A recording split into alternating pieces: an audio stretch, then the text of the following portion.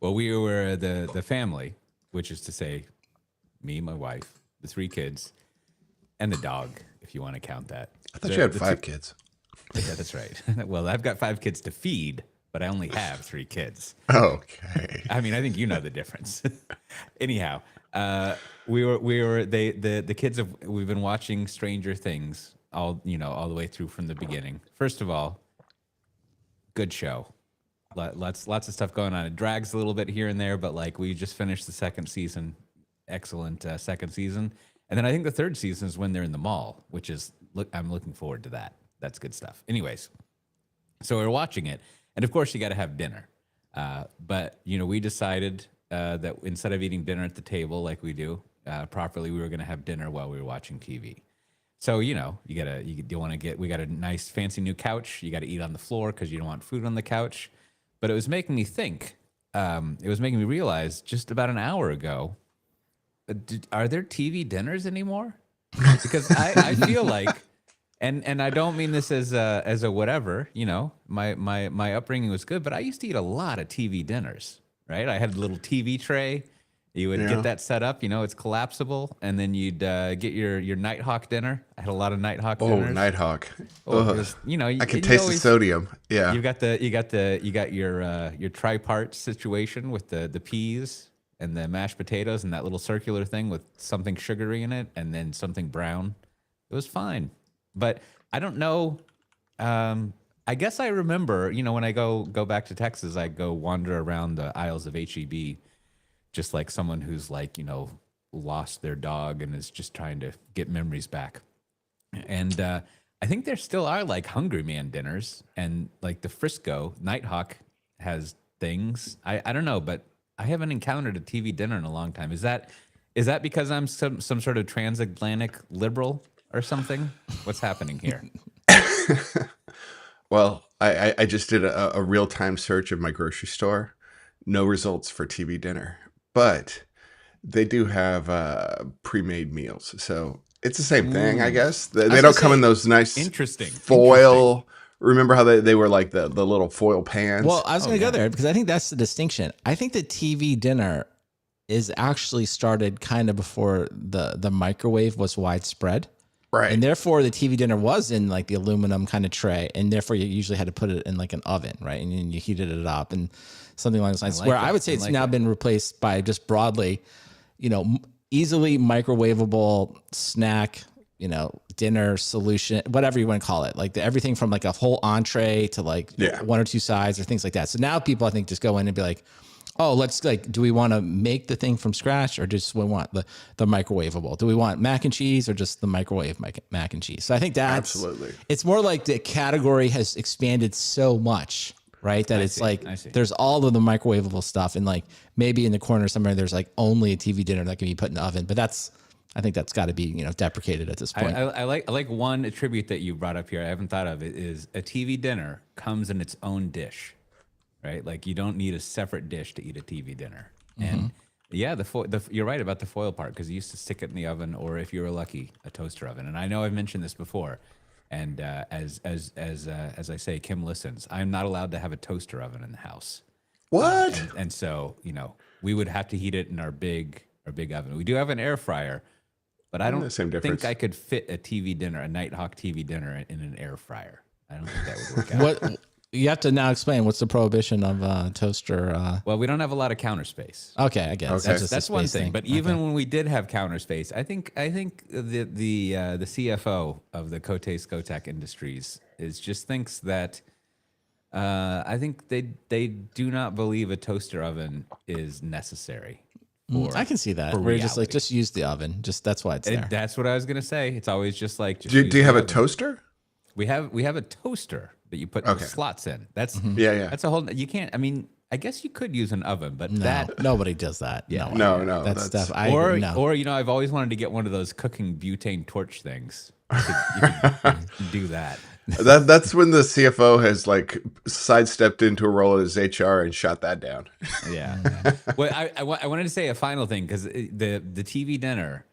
It making me think, you mentioned, the HelloFresh kind of prepared meals. I feel like that was a big moment in grocery innovation. Like that's at one point, I think maybe when like Whole Foods and Central Market in the 2000s and late 90s, they had this concept of like go buy a gigantic tub of mashed potatoes or like pre-made stuff that you would heat up. And that I don't feel like I grew up with that. Maybe that's like a deli thing from whatever they do. And I think that came on later. the East Coast. But Yeah.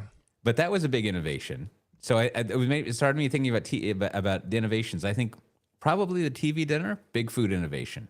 And I want to say my feeling is the innovation after that, microwave popcorn. Like, microwave popcorn was a big deal. And now it's with us. And then maybe, I don't know when it came in, maybe ramen noodles, especially ramen noodles that come in their own cup. Mm-hmm. And then I think we go right to the, your HelloFresh, whatever.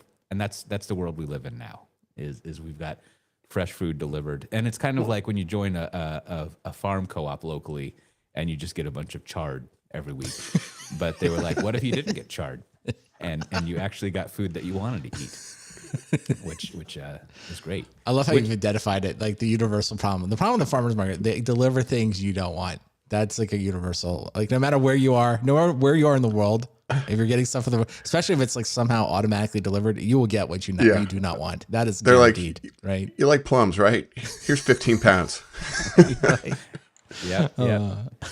Turnip greens and chard as a service. That's what you got from your local farmers there. Well, have you guys checked out this? Speaking of food, I think it's been renamed, but this Clawdbot that seemed like the AI thing of like 72 hours that was really popular. It sounds like it's basically a I don't know, a Claude coworker, like a big agentic thing running around. Yeah. Obviously, I haven't used it. But like it looks cool, right? Like, maybe Brandon, you can come in and fill in the gaps of my knowledge here or what I've said. But looking at it, it looks like what you would do if you you looked at the Claude code, the Claude work thing, and you applied it broadly. And my one thought on this is that AI can do anything you want if you give it root access. I think that's the tension that we're going to be having for the next couple of years. Is like, there's going to be, the old saying is like, you're not going to be replaced by AI. You're going to be replaced by people using AI. I think now the saying is you're not going to be replaced by AI. You're going to be replaced by people who gave AI root. Well, just to I guess expand on it a little bit. So Clawdbot has rebranded to Moltbot. I guess they got a little cease and desist order from our friends at Claude, which honestly seems completely justified, as it was confusing, as it was visually spelled like a lobster claw, Clawbot. And so I think the thing that's interesting about it that caught my eye was two things. One, like everyone's been talking about agents for a long time, but this is like, okay, I'm really interested in like, okay, what does it look like? And this fundamentally answers this question, right? The big thing that this does is essentially you set it up, and we'll talk about that in a second, but then you ultimately can connect it to like your favorite messaging app of choice. So WhatsApp, Signal, like everything, right?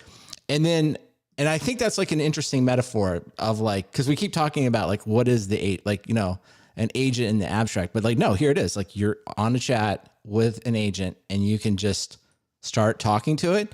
And then to what you're saying before, Cote, it's like, you can essentially give it access on, and the way that this usually runs is you set it up on your own computer. And then I guess the Apple's Mac Mini has become the preferred way to do it. I guess the Mac Mini is like really optimized.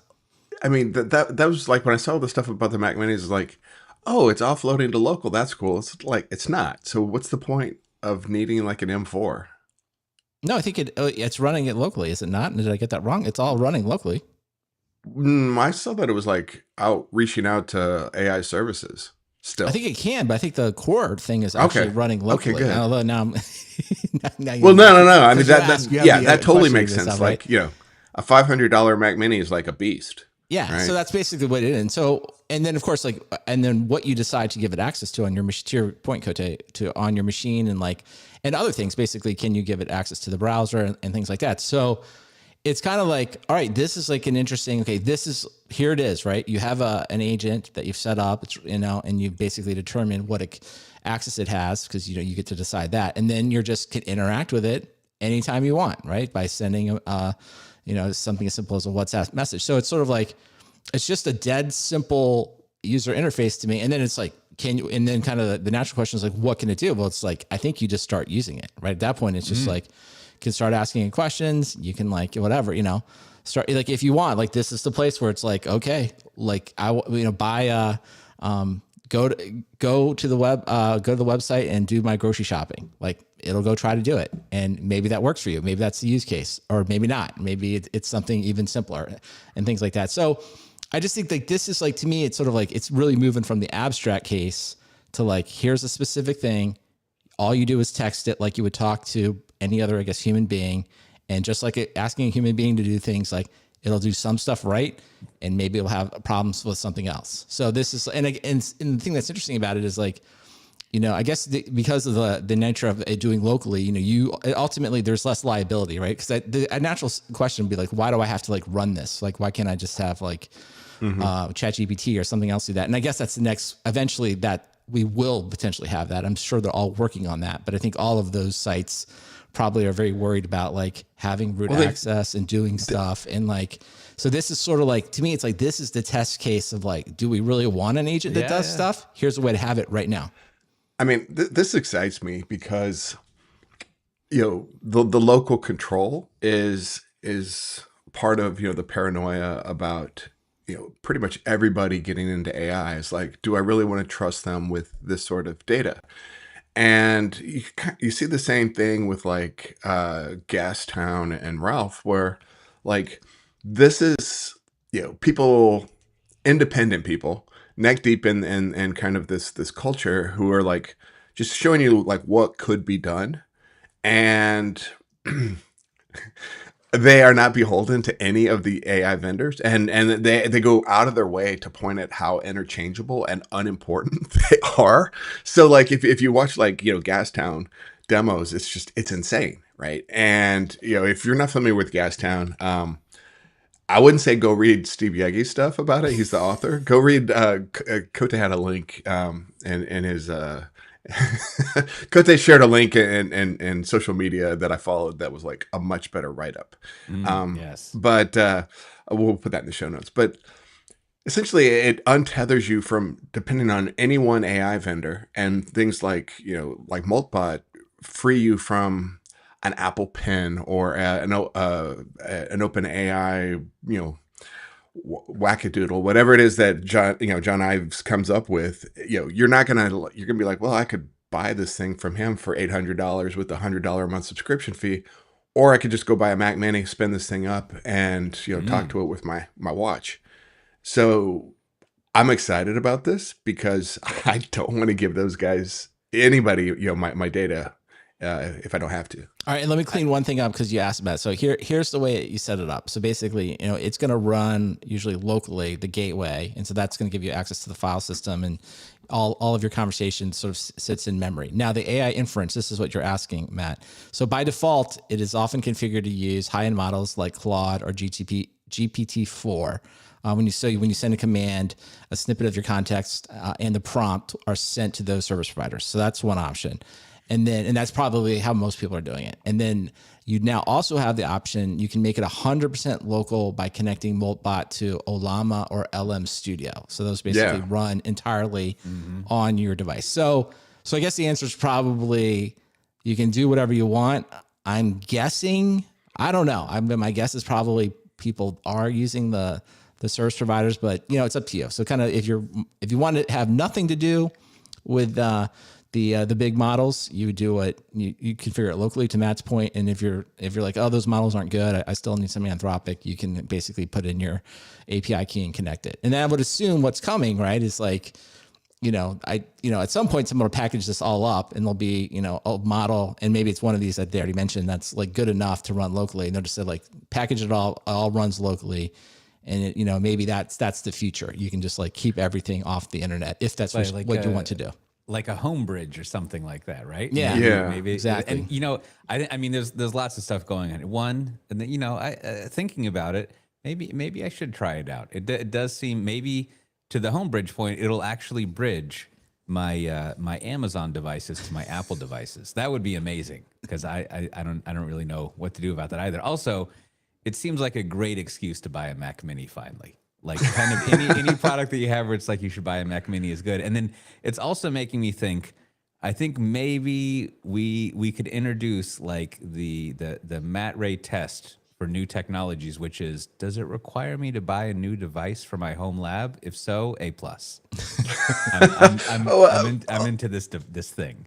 A lot of my home lab right now is on idle. It's like it's shut down. So I'm actually looking for spare things capacity. to unleash. I've got capacity, but low power stuff. So probably not for this. I mean, over in like the Home Assistant ecosystem, that's all open source, right? And I think after Linux, Home Assistant might be more popular than Kubernetes, right? As far as like open source projects go, with number of contributors for sure.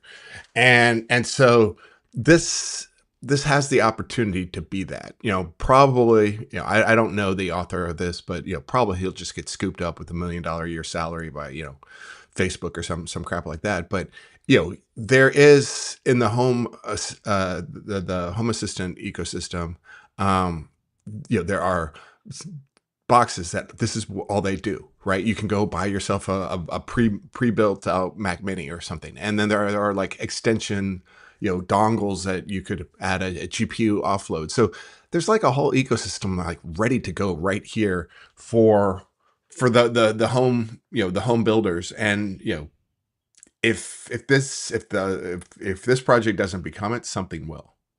Well, that's kind of interesting just because it's kind of getting at like the whole idea of like, there's like the Home Assistant thing where it's like, yeah, I do want a server that maybe I can talk to and controls all my home devices and things like that. And then I just think like this is like the best kind of like product discovery. And then there's just like, you know what? We're just going to connect it and we're going to give people a very simple interface through like, something like WhatsApp and just go to town. Like, no, your imagination or your ability to type something into the WhatsApp prompt is all that's the limit, right? You can do what you want. And that'll be interesting to see because when you start reading about it, there's like, I would describe it as like two different things. It's like, I think there's a lot of people that are interested. I'd put us in that category, like, oh, it's kind of interesting. And then there are people that seem like super hardcore, doing like everything through it. They're just sort of like, I don't know what you call them. I guess Moltbot Maximist. Is that a thing where they're just like, I'm just gonna have it do everything? And it's like, it's interesting because you almost kind of need those people to be like, go figure out like what works. And then of course, I'm sure there'll be some horrific disasters along the way of like, either I gave it a task and it ran against Anthropic's Claude and it cost me like $5,000 or like something other catastrophic that like it at the grocery store it ordered 50,000 plums. Like what am I going to do? What am I going to do with all this chard and plums? So it's like I mean, but it's fun to see.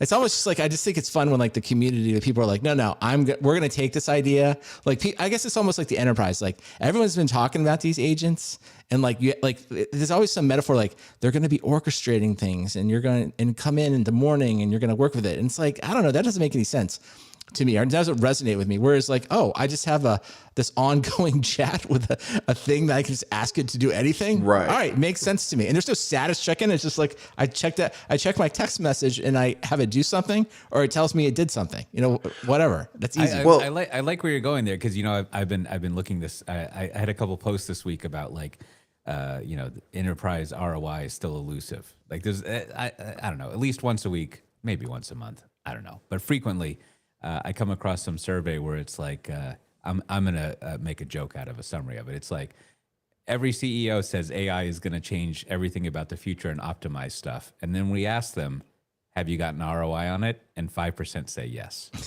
and so like, and then there's another variation, which will be, we asked staff or individual contributors if they use AI and get value out of it. And sometimes they say yes, and sometimes they say no. But the executives always are like, it's the best, right? And so, there's it's very inconclusive about the application of AI stuff for knowledge work. And I think, it seems like for programming, y'all were talking about this on the AI and cloud news of the month over on the Cloudcast. And you're just like, yeah, programming done. Let's move on, right? Like it works. And so you've got that, but it is like, I was thinking about this maybe earlier today. I have is it the the Claude thing. I've got the Claude work thing now. Yeah, the co-work, right? Claude co-work. Yeah, and I see it staring at me, and even having used AI as much as I have, I kind of look at it and I'm like, I don't really know what to do with you. Like, I don't need you to go look at my PowerPoint in Excel. I'm fine, right? Like maybe I don't have the jobs that other people do, but like pretty much just like manipulating text is fine.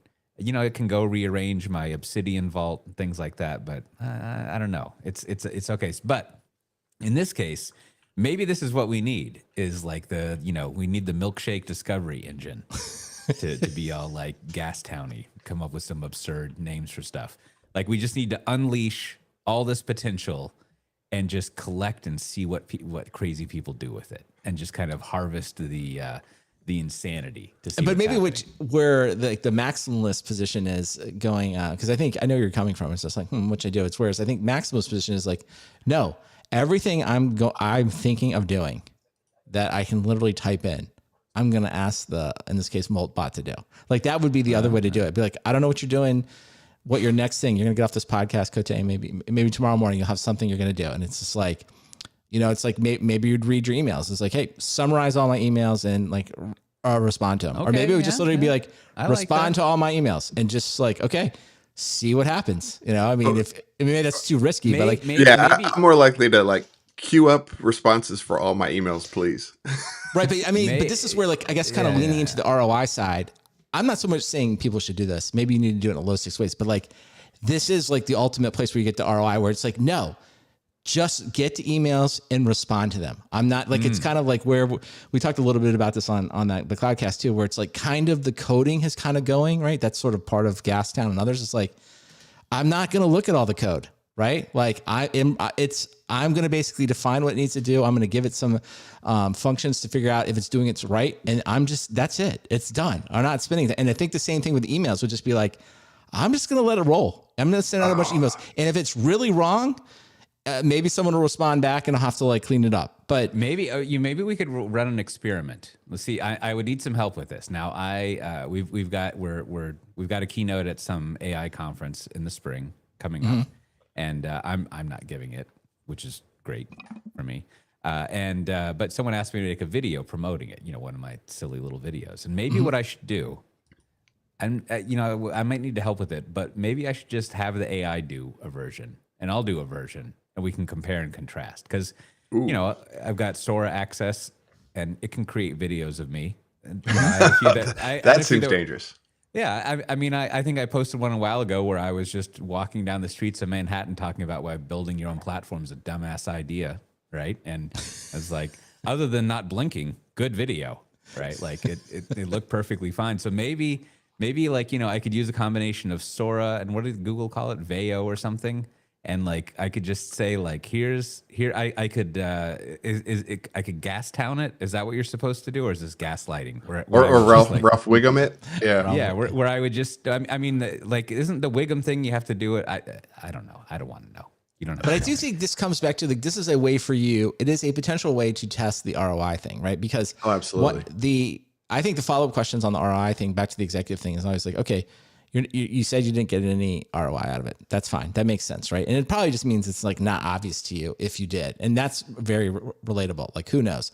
But I think you can always go back to like, okay, what's the usage like? Are you, Mr. Executive, doing it?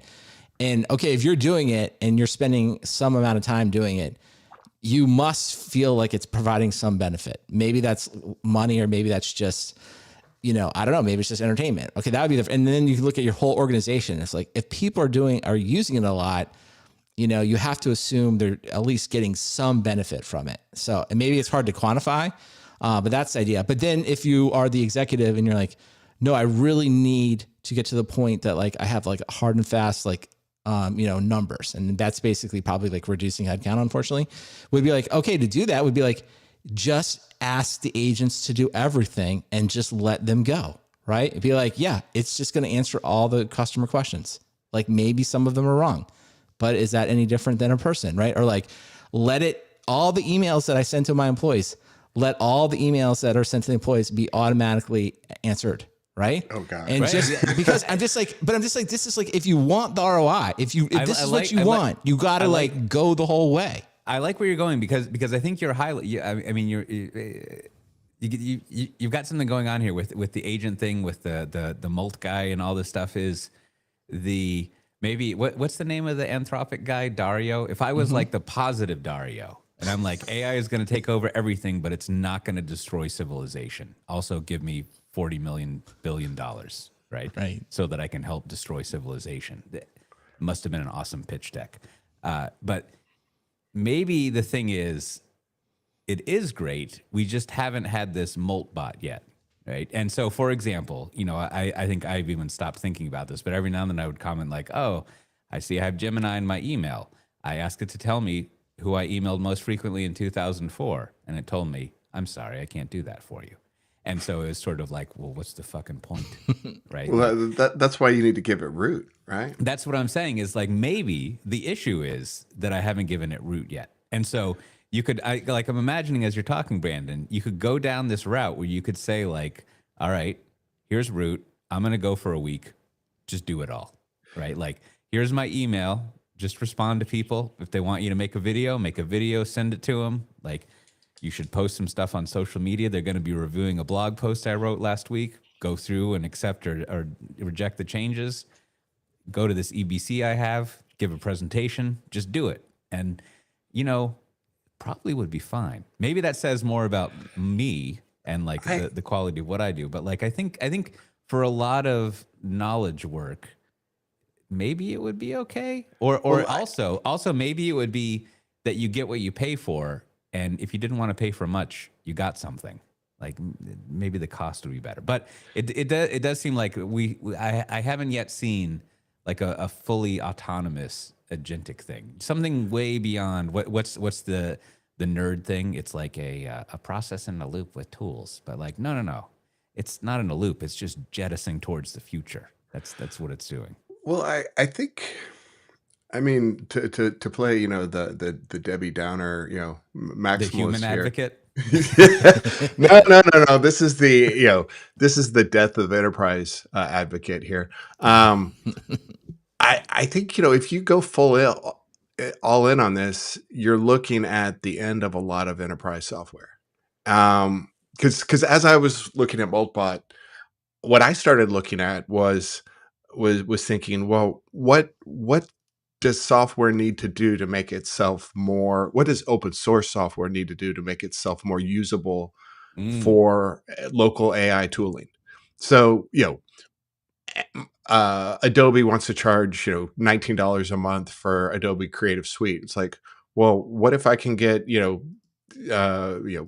or any of the open source tools to do the same thing for free? And if I just start looking at one SaaS after another and think, well, the open source tooling, the open source version of Office isn't great, but you know what? If I slap AI on it, I'm going to get the same results anyway. So why would I pay Microsoft $300 a year? Oh, right. And I just kind of like walk the entire stack of SaaS, and I'm like, I'm not left with a lot of general purpose SaaS that I want to pay for. Then you're left with nothing but the specialty SaaS. And like those are even more at risk because they all have to be customized and fine tuned, and you pay a lot for that anyway. Why not pay? Why don't you pay an AI, shepherder, consultant, Gastown, advocate or whatever to come in and build what you actually need, rather than spend a whole bunch of money customizing Salesforce. So like we're just knocking down one pillar after another of like this, the software ecosystem. And then within those companies, they're saying like, do we actually need employees? And all those employees are like, I know how this place works. I can go knock this whole place off too.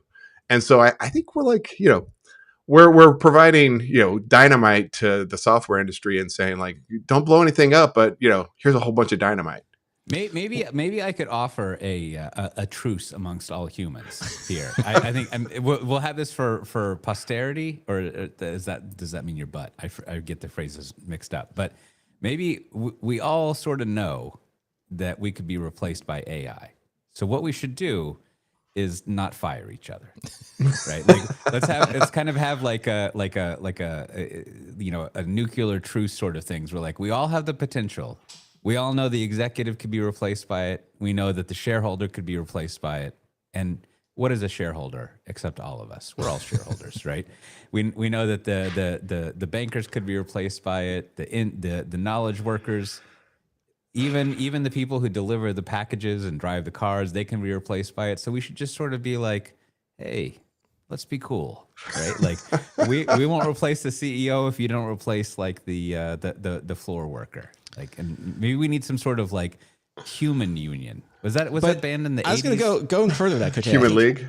I mean, another way to think about all this AI kind of, especially the agent stuff, would be kind of thinking about like, I think it's a search for accountability. And it's ultimately, the ultimate question is like, what do human beings truly want? Right. And I think, obviously here in the United States, the NFL season's ended and there's a lot of coaches that are getting fired. Right. And there's a lot of passion. Like that's just a good example of like fans get very passionate and they often like, hey, the coach has to get fired. But like for the most part, especially during the game, you could even argue like having an AI make all the decisions. Like, should you go for it? Should you punt? Should you kick a field goal? Which play should you call? You could say to yourself, like, we could just have a computer do all of this, right? We could just do it. But I think people would hate that because at the end, you could even query the AI at the end and it could tell you exactly why it made every decision and all the logical reasons it did, right? And then people would, be frustrated with it. But there's like a thing people like, owners and fans, they want, a coach they can hold accountable and they can be like, you know what, you're fired. You are the one that is going to pay the price and we're going to get a new coach. And that sort of makes sports like what it is. And I think it becomes a lot less fun if it's just like, well, the computer picks all the players, the computer makes the offense, the computer, you know what I mean? And it just becomes like one of those things where it's like, is this what we really are you, and maybe it plays the game perfectly, at least from a logical standpoint, but like, does anybody really want that? Do you want to just show up and just watch Madden football? Like, just watch the AI play itself? I think you're right. If you're kind of like, if you thought working in an enterprise was boring and tedious now, just wait till you get AIs to do it and you'll be begging to go back to the fun of human-based enterprise. Well, I've always said this. I mean, we've said this on the show a long time, but it's always kind of funny. It's like, okay, like, I don't know, take an executive, the CEO. It's like, all right, everything has been, the only thing you do is communicate with AIs. That's it. There's no one like, you don't just like send code to anything. Like, can you give me a memo on this latest acquisition target? And you talk to them and like, there's none of that. You just have an AI. And it's like, is that what you want? Like, I don't know. It just feels like the executive itself, like this isn't really, I don't want this. I think they want to have people they can hold accountable, they can talk to, they can hire, they can fire, they can delegate, they can promote. So it's just, I don't know. It's just like an interesting question of like, what is it people ultimately want out of these things? Yeah. Well, as always, there was a great Twilight Zone episode about that, where these computers come in, and this is when they had the spinning tapes. Did you ever see this episode? And then just do everything. Right? And they replace some factory people, and they replace this, and eventually there's a big, closet-sized computer with spinning tapes in the CEO's office, and the computer is like, "Now I will do your job," and then the CEO leaves, and then spinning tapes talk to each other. Something that's more exciting than spinning tapes. There's new AirTags coming out. Brandon, have you booked your appointment at Costco to go buy 16 of them? Because I'm sure they're going to be, I think standard Costco operating procedure is all Apple products are 5% off. Yeah, something like that. Yeah, so I mean, they come in packs of 4. So yeah, the new AirTags come out. It's it is funny because it spawned a nice thread in Software Defined Talk Slack. People basically, here's some of the things that I learned. Chris A says it's the best dog tracker, so like he uses it obviously for that. That was kind of funny.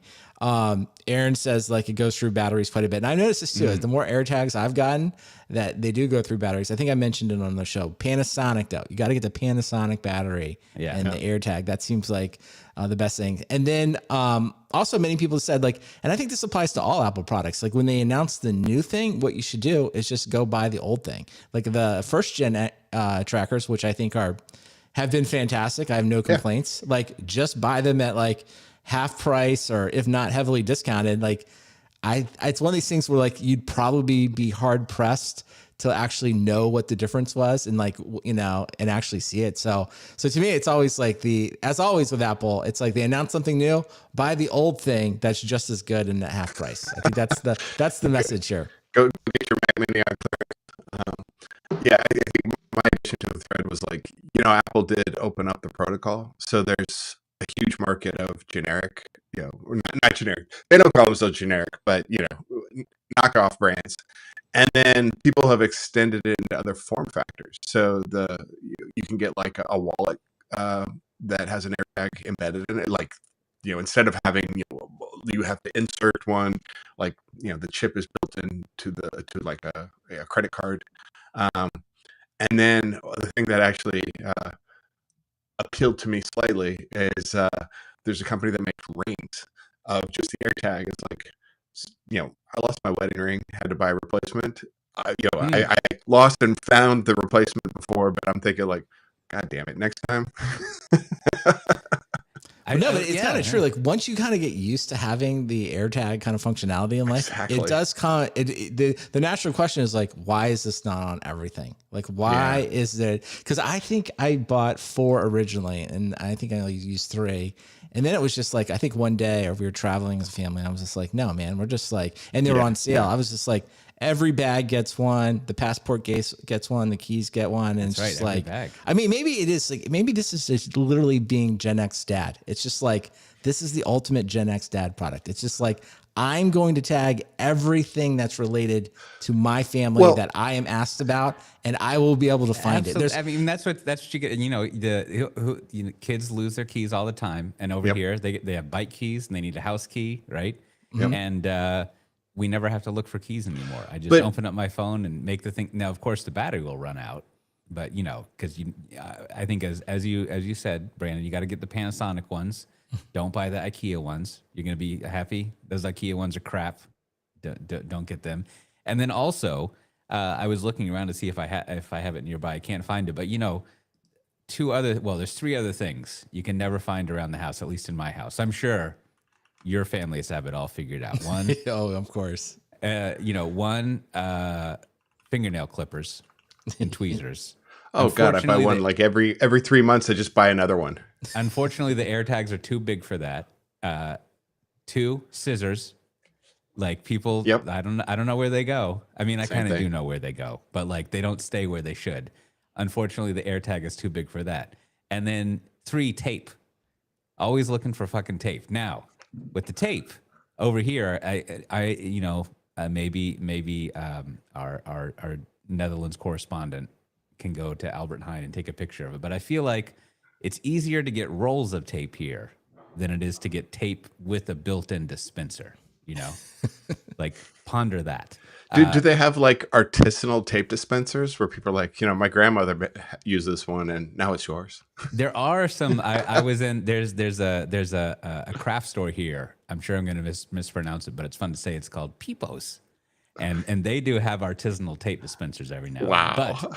But what I realized is that you can buy. Do you remember maybe in school or in offices there would be like those big chunky black desk tape dispensers?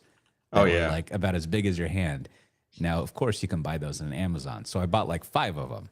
And those are big enough that if you have some duct tape, you can duct tape an AirTag to it. And then you always know where the fucking tape is. I think there's a limit to how many AirTags you can have, Cote. I don't know. I haven't hit it. I wonder how many. The only limit is like how sore your thumb gets by scrolling. Right? Oh, okay. Okay.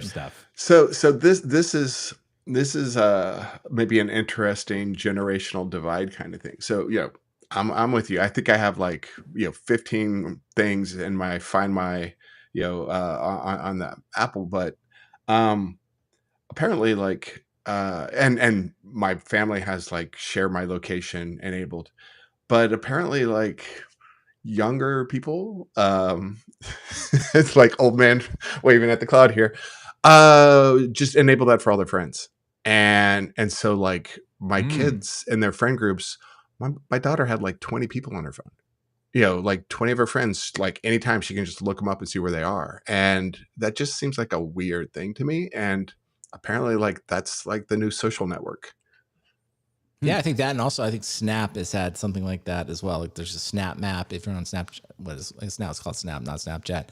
I think that's just like I think that is an old man thing. I agree with you, but I'm also like, yeah, I think today it's just like everyone's just like, well, it's sort of like I'm almost just buying into It's like, why not just let everybody see me? You know, who cares? There was a whole episode, I think, on one of the podcasts, like one of the kind of the culture, tech, life kind of podcasts. I think it was maybe even Search Engine, where they did the whole thing about how, like, yeah, this has just become the new thing. And I don't know. I see it kind of makes sense in some ways, right? It's just like, why not? Just like, here's where we're at. Here's what we're doing. Yeah, well, why should only Facebook know where I am? Yeah.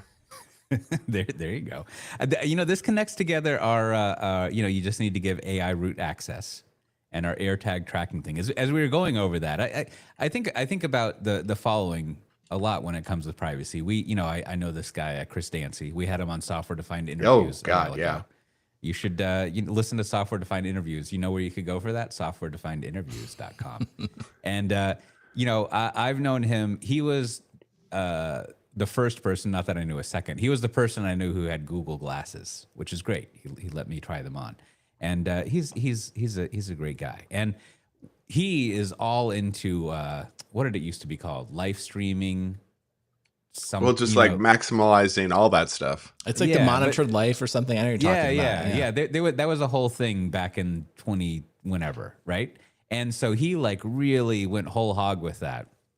And Whitney and I were talking with him. And of course, you bring up the thing of like, wait, you're giving all this information about yourself to all these services. Like, doesn't that freak you out? And his response, which I don't think is applicable to most people, but I think is an interesting way of thinking about it. He was like, and I remember this. He was like, you know, I wrote a book about everything I've done in my life, right? Like including as he some bad things, yeah, including like getting wasted at bars and like getting prostitutes and like all this stuff. And he was kind of like, there's not really anything that's hidden anymore, right? Like, and it does introduce this like interesting, it's not artificial, but this freedom of giving root access to your life that like, then all sorts of interesting things are possible. Now, of course, giving root access to your life is different than giving your information away. Things, the metaphor breaks down, but it is, you know, there's something in a much smaller thing of like, yeah, I mean, I could see just letting your circle of friends know where you are. Like it's a little different than on Stranger Things where they have walkie-talkies and they're talking with each other, but they basically know where they are and they hang out with each other all the time. And they probably would like it if you just showed up and like got ice cream with them. You know, the people right. But I think there's I want to say there's like an opposite phenomenon I've seen with teens as well. So it's like, yeah, they'll share their location with everyone, but then it's like back to the AirTag thing. It's like, okay, why don't we put an AirTag like on the water bottle, or in the other one I've thrown out is an AirTag on like the school badge, you know, like the thing to get in and out. And it's like, those are fought like, no way. And it's like the idea of having an AirTag hang off these things is somehow socially, you know, not accessible. It needs to be. Well, it just needs to be more subtle. Right. And that's what I was thinking. I was like, so back to, you mentioned, Cote, the new form factors. So somebody come up with the subtle, water bottle and the, if you will, call it corporate / school badge that can be put on there in a way that isn't. But I don't understand. Like, I guess to your thing about it, I understand the objection is it's not subtle enough, but I'm like, I'm just going to speak. I'm now going to say I've not taken a scientific survey, but I'm going to just assume it is. If I take a whole bunch of high school kids, I'm like, most of you are incapable of keeping track of your water bottles and your badges. Okay. Universally, you do not have the frontal lobe development to do that, nor do you care about it, nor are most of you paying for it. So why don't we just accept that as the problem space? And all of you can AirTag everything. So once again, if everyone has the AirTag on, like, does it matter? Right. I mean, that's, you know, like, to me, that's the ultimate I think Gen X dad way to think of that market. We can introduce a heuristic here. So, you know, you do one of those little like charts where you're deciding things. It's like the title of the chart is, should you AirTag it? Right. And the first question is this something that a kid has? And that's a strong yes. You go down that. And it's like, is this something that a kid has that if they don't have it, they will call it and you have to find it for them? And then it goes directly to yes. This is where you have like keys, water bottles, like, you know, their school ID. Shoes. And then there's another one that says, is this an item that is, I'm going to say $40 or more? And if the answer is yes, then it's like, yes, put an AirTag on it. And this is the category that we should have learned a long time ago. It was just jackets. Like we've been through so many jackets that they're just like, oh, I don't know, you just lose the jacket. And if we only had an AirTag in it, we could track it. And then the other thing, I could see that our Moltbot would be great here, right? You could have it constantly checking out where the AirTags were and tracking it. Because that is, I think it doesn't maintain a history of where the AirTags were, right? Right. And this is bad because of the battery life. So if you lose the jacket and you don't realize till a month later, you don't know where it was when you last saw it. So this is an issue. But definitely all these things with kids, I think, you know, if you ever had to look for something, you should just keep like a jar of a fishbowl full of AirTags. And the moment someone asks you where something is, you go to the jar and you pull it out and you say, I don't know where it is, but when you find it, put this on it.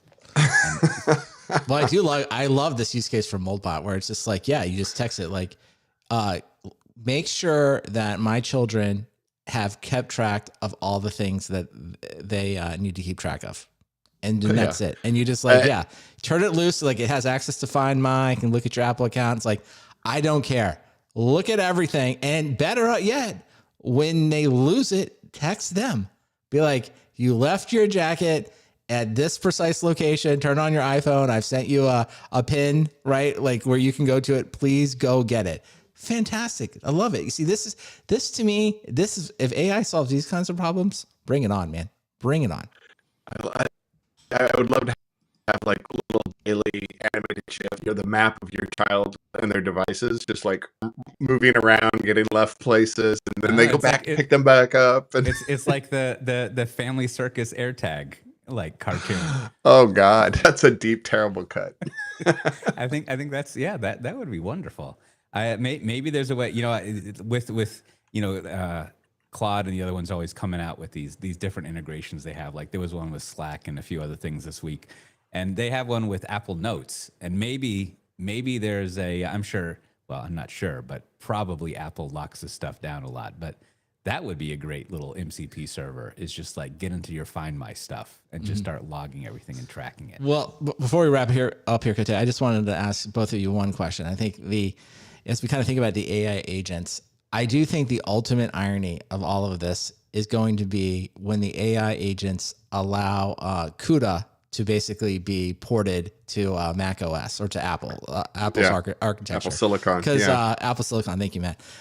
Because it seems like it's happening. That's sort of like some work has been done. It's become easier and easier. And obviously Apple's helping that along to, if you will, at least run some type of CUDA API style on Mac OS so that you can basically, get everything working. And then of course you can use your Mac Mini that you bought for Moltbot. You can also use it to get all your AI stuff working. And then you can put it on the expensive NVIDIA stuff. And it's like, this to me, I can't wait to see Jensen's like retort to this, right? But because this is like a great, I like it when people are stuck in the paradox. It's like, you said it can do everything. It seems likely then it's going to port CUDA or make CUDA less relevant going forward. But are you then going to tell us that no, that can't be done? That CUDA and all the time and effort that NVIDIA's spent on that can't be replicated by AI? Because then that sort of if you will, kind of defeats your original argument. So I just wanted to put a little signpost out. I'm waiting for Jensen's response to this and why CUDA is the one thing that no, AI can't touch, but everything else AI is going to touch. Yeah, it's a regular who vibe codes the vibe coder situation.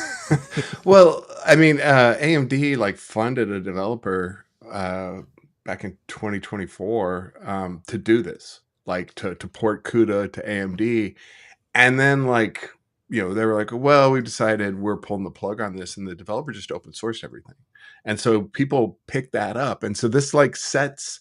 All you got to do is hey, I want it, I want it on Apple Silicon. Oh, I want it on Intel's GPUs. You just kind of point them at that. You give it the specs.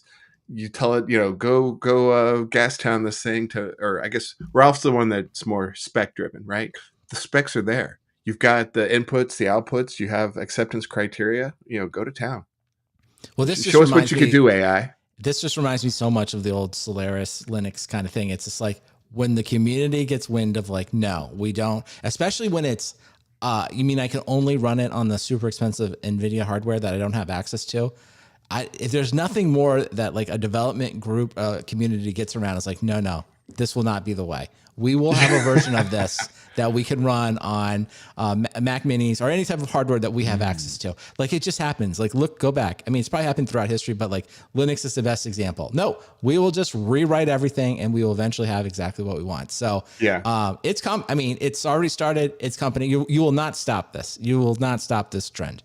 Yeah, that's a good open source angle. You know, you've got the free and free as in beer, and I think you were just going over one of the ones, which is the here hold my beer open source, which is just like I'm just gonna do it to show you that I can do it and destroy your whole closed source thing. Well, there's no bigger target than CUDA, I should say. Like CUDA. Well, it is the thing people absolutely are going to spend time, making work on other architectures. But that's what I'm saying. Like you say, there's no bigger target than CUDA. I'm saying there's no bigger target than the enterprise software industry. I mean, that's what they've unleashed here. They just, the seeds are sown. It's like, we didn't mean to do this, but SaaSes are going to get killed by this. Well, now we've had a lot of discussion about automating enterprises and work, but there's one thing that I know can't be automated that needs a human touch, because if humans weren't doing it, it wouldn't be bureaucracy. Now, Brandon, do we have any this episode? We do. First, I wanted to say I sent some stickers to Austin in Canada, and he recommends Better Than Bouillon, the best broth option in Canada. So it's in a jar. He sent me a picture of it. So if that's what you want, you're looking for bouillon or Better Than Bouillon in Canada, make sure to pick that up. Also, people are still hiring people. Not everything's been replaced by the AIs. In fact, this person, a friend of the show, Aaron Delp, co-host of the Cloudcast, he's hiring a technical marketing engineer in the EU.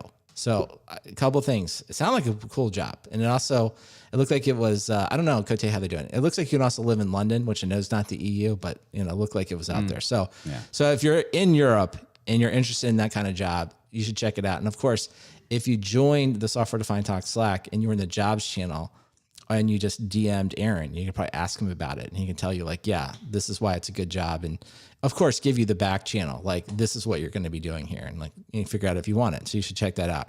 And also, we've been talking, last week, we talked a lot about, companies that write, when their area is encroached on, right? They kind of write a post saying, like, hey, get away from that.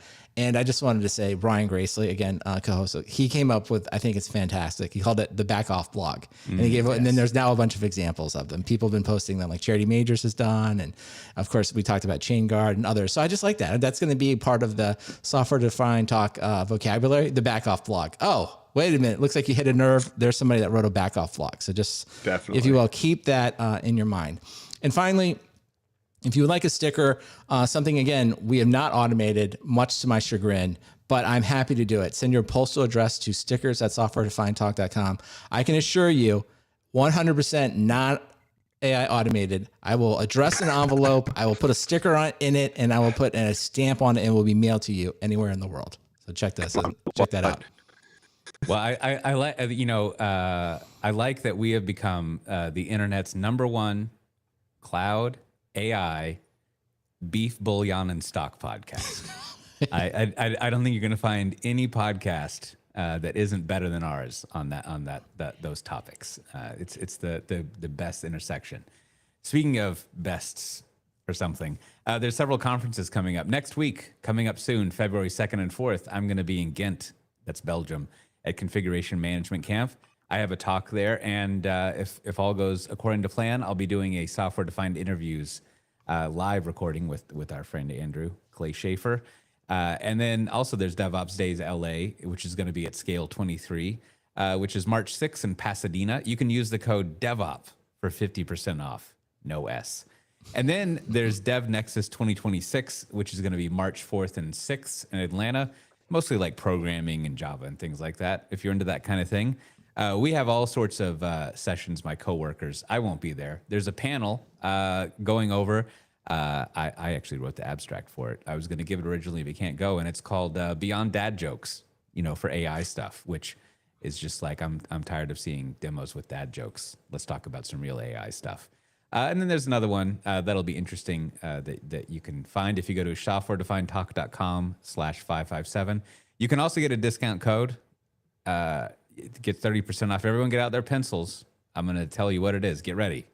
It's DN26VMWARE30. That's the last ones are the actual numbers, not spelled out. You can go to our show notes page to find that. Finally, there's a bunch that, well, not finally, there's also KubeCon EU coming up March 23rd and 26th. I'll be there thanks to them giving a media pass to me in Amsterdam. And also there's a bunch of VMware user groups or VMugs. I'll be at one in Amsterdam March 17th and 19th. There's one in Minneapolis in April, Toronto in May, Dallas in June, and Orlando in October, which seems fun. Speaking of things that seem fun, Brandon, what do you have to recommend this episode? I have two podcasts I want to recommend this week. One, I've been listening to the Clawdbot, and I've gotten to know them a little bit. So if you're looking for another podcast that covers a lot of detail about all the recent cloud announcements, and they go into like pretty good technical detail, you should check it out. I enjoy that one. And then also becoming a recurring theme here, it's Pablo Torre Finds Out, which is kind of a sports podcast, but not really. I mean, he ends up doing a lot of interesting investigations. The one this week that I thought had a good crossover, it's Grizzlies owner. So that's Grizzlies are an NBA basketball team here in the United States. Its owner is Robert, I think it's Piera. Anyway, he is the founder and owner of Ubiquity. That's a longtime favorite of network equipment on Software Defined Talk. So I'm kind of sad to report that basically they go into this whole investigation about how potentially, allegedly, all the disclaimers that the company Ubiquity is, if you will, ignoring the various laws and boycotts and selling their equipment to Russia. So it's a really interesting listen to just like, and it's also, as someone pointed out, it's really interesting to see like the mainstream press talk about something that you know a lot about, because they're just like, what are these things? Access points, Ubiquity? No one's ever heard of that. And it's like, here we've been like recommending it for like a decade plus, and it's super popular. And I really like the hardware devices. That's why this kind of makes me sad if this all comes out to be true, which unfortunately seems like he had a lot of the receipts. But I guess I'm still running my Ubiquity. So call me a hypocrite. I can't tear all this out. I don't know what to do. I'll have to get Matt Ray's recommendations going forward. Clawdbot, replace it. Go. Oh gosh. Oh my gosh. Even this is crazy. Sorry. Moltbot. Yes. Clean my network. Lots of stuff to listen to there. There's again, all your cloud news, as well as, if you will, a good documentary style podcast about Ubiquity's owner. Check it all out. Now, Brandon, as you mentioned, we've referenced this podcast a few times. I've even watched or listened to an episode. Now, in sports culture, I'm always hearing about this. What's it called, Grantland or something? And people are always like, "Oh, this was the best time of humanity's existence." We had, Grantland. Yeah. Now, is this person? Is it on a trajectory to finally replace that? Not really. Grantland was world? like it was essentially a website of like, many people felt like it was like some of the best sports writing that's been around for a long time. Anyway, that was shuttered by ESPN. But many of those people are now at The Ringer. And that's, of course, hosted by Bill Simmons, the podfather, the person that sort of like figured out podcasting before all of us, at least was the one that was smart enough to start a sports podcast. So you can check out The Ringer stuff. And so I would say Pablo Torre is sort of like an offshoot of that. He's not affiliated directly with them, but he's in that universe. But he's kind of figured out the following thing. He's like, I'm going to look at all the business people that own sports teams, and I'm going to just like see what they do, because most sports podcasts are about the players, and like the player X did something wrong. And I think he's sort of taken it up a level. Like, well, why don't we look at what all the owners and what they're doing and how they make money? And turns out there seems to be like an endless amount of stories. And then of course, like you're kind of left with, probably the reason it resonates a lot with people, you're kind of left with like, oh, but when the people who are in charge, like get in trouble, like, are there any repercussions? Because like players get suspended, they get cut, coaches get fired, but then all these things happen and the owners, and it just kind of like quietly nothing happens. So he's sort of like hitting on like an interesting, it's an interesting like vibe kind of going in society. So that's why I like it. And again, that's why he's just using sports as a way to kind of investigate those things. So the ones that we've talked about, the Steve Ballmer one was good. This is a good one.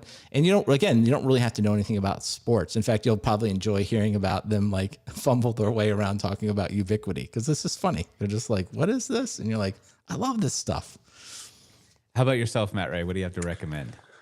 Well, my pick this week is speaking of podcasts we all enjoy, the Oxide and Friends had their 2026 predictions, full of good stuff. Some of it came true within the week.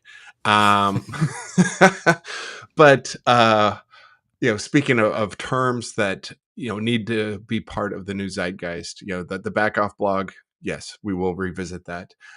They coined the term deep blue, which is developers kind of realizing that they're no longer going to be the crafters of code, and kind of the ennui and depression that follows from, like, oh, I'm a product manager now and I write requirements docs.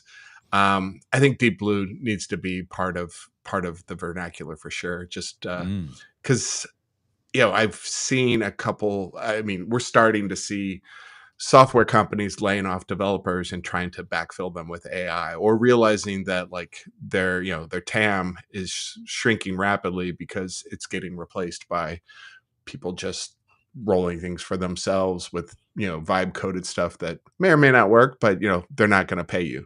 So deep blue, sadly, may end up being the word for the year. I don't know. I'm calling my shot right now in January, though. Well, it looks like we might have a great experiment going on at Amazon, looking at all the people they're laying off. So we'll see if they can replace them with AI and keep things going, or just reduce their business stuff.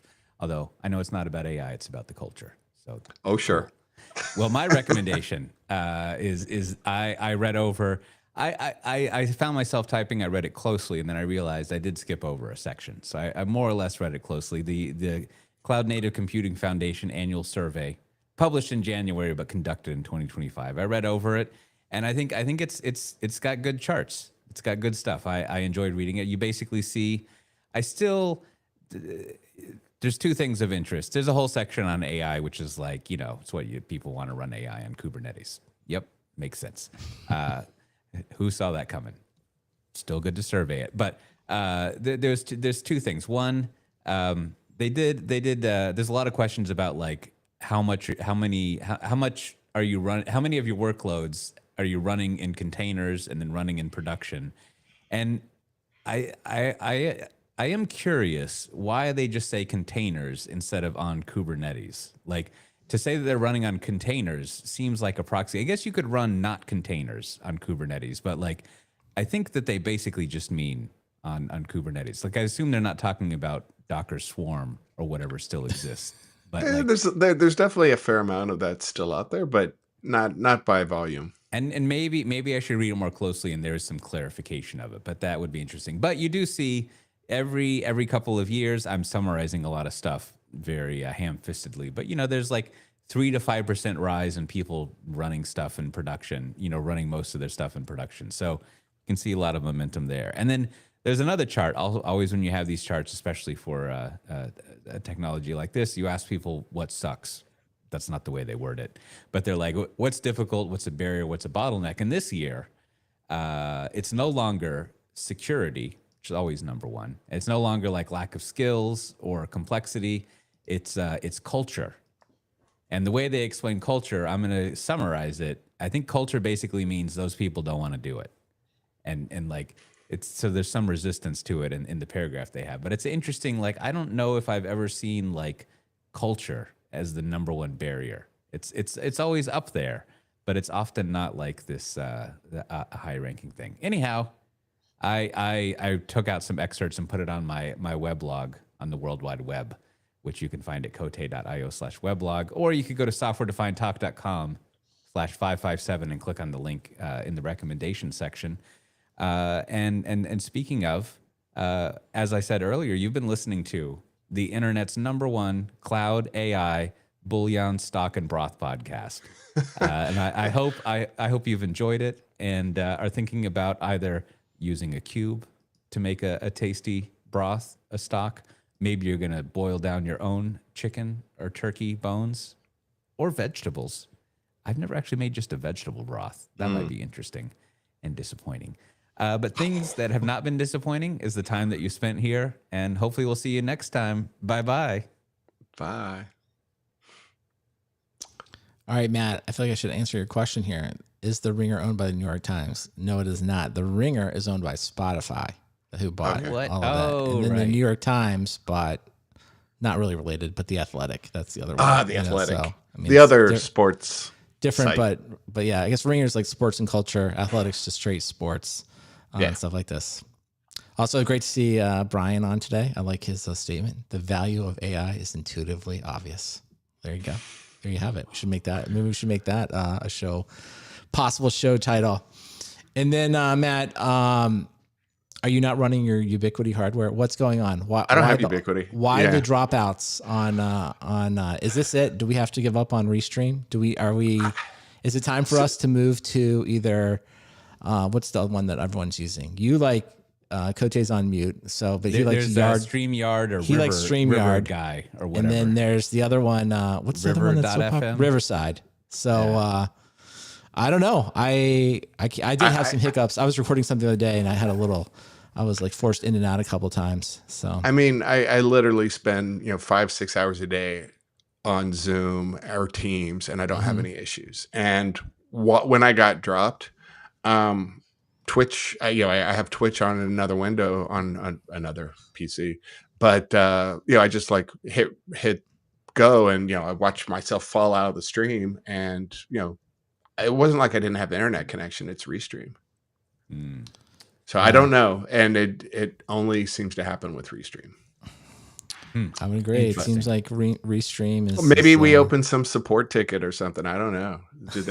Are they responsive? Or could we be like, hey, do you guys have a point of presence in Australia? Because we're a very important podcast. We're the internet's #1 AI cloud stock bullion and broth podcast. All right. Well, what we will do here and AirTags. Because we kind of are locked in. We're not a big show. I tell you what we'll do. I'm going to turn off the auto renew. Step one. That way, because we pay like for a whole year in advance. I'll at least turn that off so that when it go, and then that'll give us. And you know what? We should tell everyone that puts the software defined talk streaming business up for grabs. We'll be issuing a 500-page RFI and a StreamYard. I love Riverside. We will first put we were going to have AI write it for us. And then we're going to have AI evaluate all the responses. And if AI says the responses were written by AI, you're immediately out. You're immediately out of the business. Check this out. Podcast streaming providers, we will pay you with exposure. That's right. So yeah, I don't know. I don't know. I guess I'll do like a Riverside. I should say so much. I like the service, everything but this. I was gonna say, like, I don't know. It's just status quo. It's like, it's just what we have. That's why I like it. I guess not because I like it. So, yeah.